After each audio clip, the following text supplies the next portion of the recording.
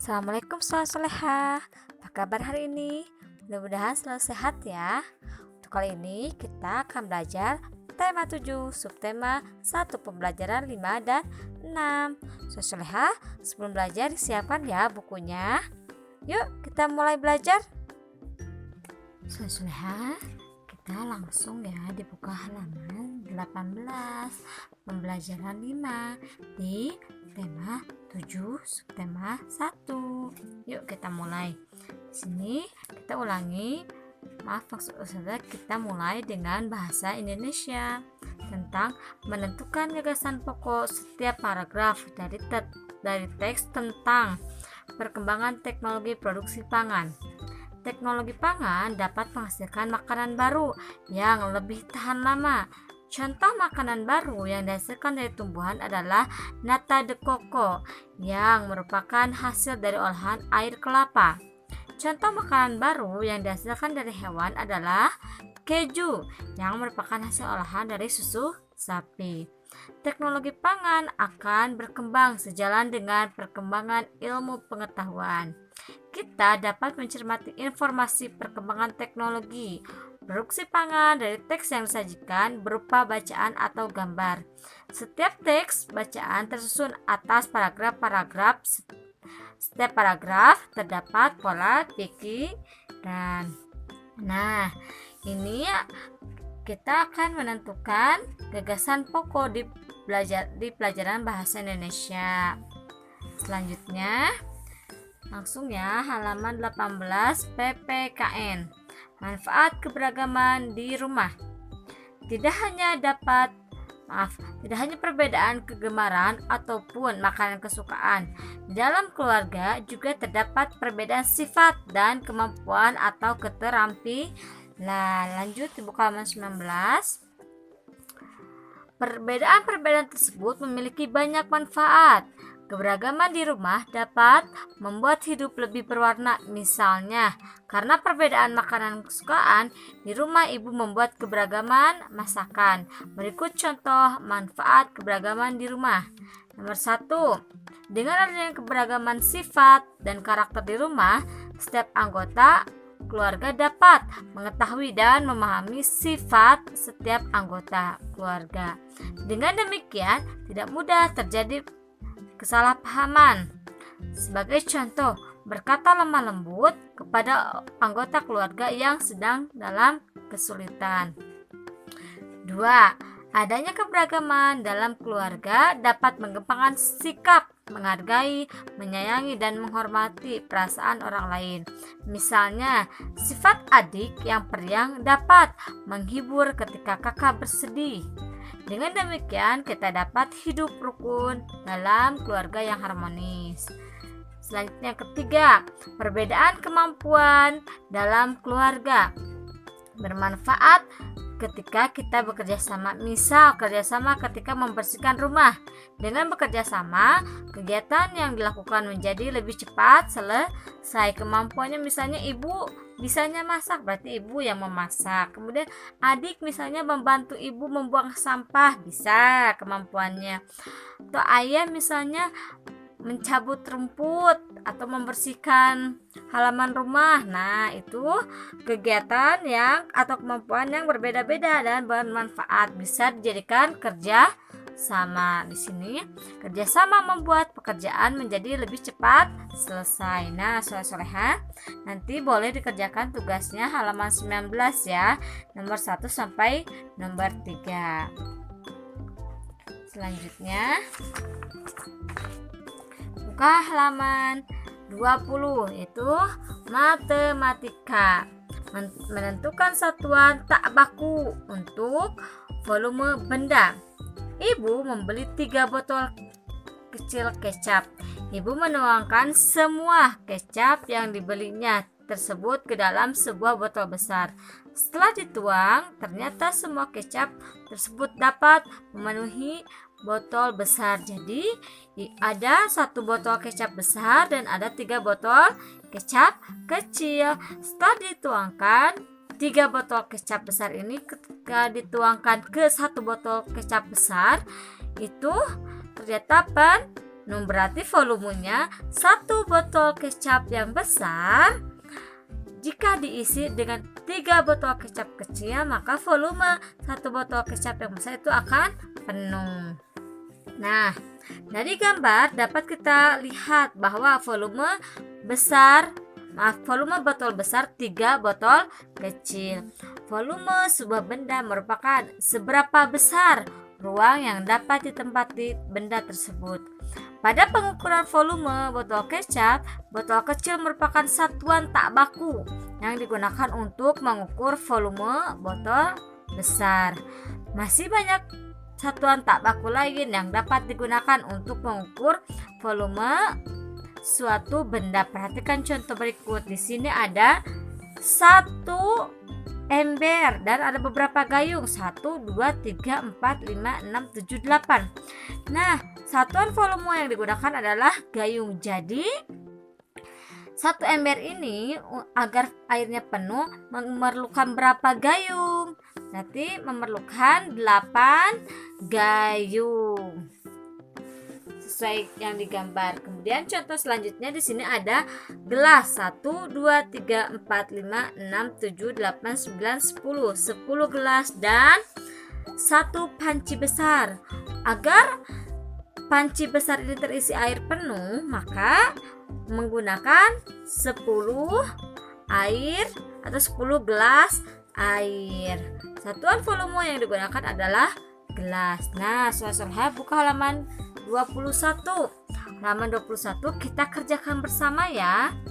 Tulislah satuan tak baku yang digunakan pada pengukuran volume benda berikut. Di sini ada 1 botol besar. Ada berapa? 1, 2, 3, 4, 5, 6, 7. Berarti di sini ada 7.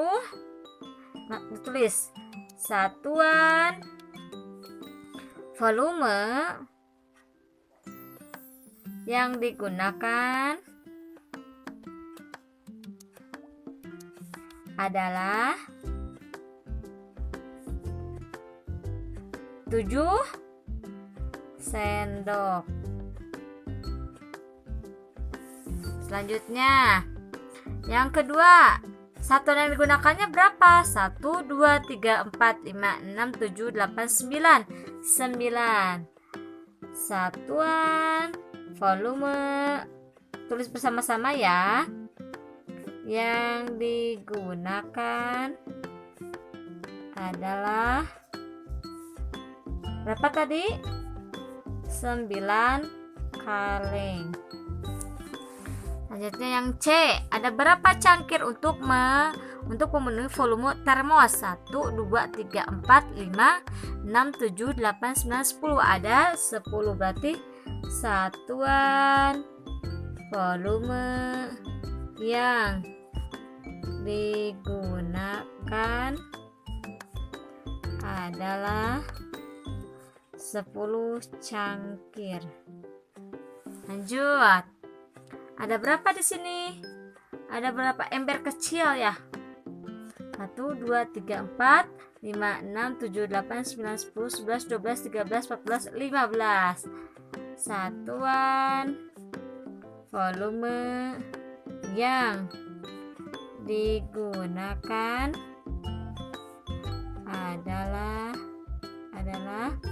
10 ember kecil. Nah, selanjutnya urutkan botol-botol berikut dari yang volume terbesar. Berarti yang mana dulu? Betul, yang A, kemudian B, kemudian C dulu maaf ya. A, C, kemudian baru B, kemudian E, kemudian D.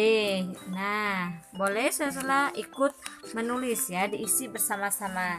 Selanjutnya buka halaman 22. Di sini ada bahasa Indonesia pembelajaran 6. Menentukan gagasan pokok dari teks tentang perkembangan teknologi produksi pangan. Kita sudah menentukan kalimat utama dan pokok pikiran dari teks yang berjudul teknologi pangan. Berdasarkan pokok pikiran tersebut, kita dapat menyusun gagasan pokok atau ide pokok dari teks. Kita juga menyusun ringkasan dari teks yang telah kita baca. Jadi, gagasan pokok ini berguna untuk menyusun ringkasan pada sebuah teks. Nah, seperti itu ya. Untuk ini dilewat saja ya.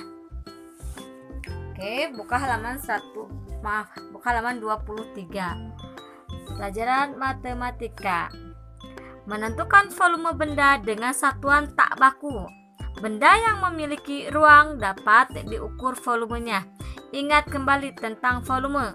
Volume boleh digarisbawahi adalah besarnya ruang yang dapat ditempati suatu benda. Pada pembelajaran sebelumnya, kalian telah mengetahui berbagai jenis satuan tak baku yang dapat digunakan untuk mengukur volume benda. Perhatikan contoh lain pengukuran volume benda dengan satuan tak baku. Di sini ada berapa? Untuk mengisi 1 ember penuh, maka diperlukan ada berapa gayung air? 1, 2, 3, 4, 5, 6, 7, 8. Berarti volume ember sama dengan 8 gayung. Di sini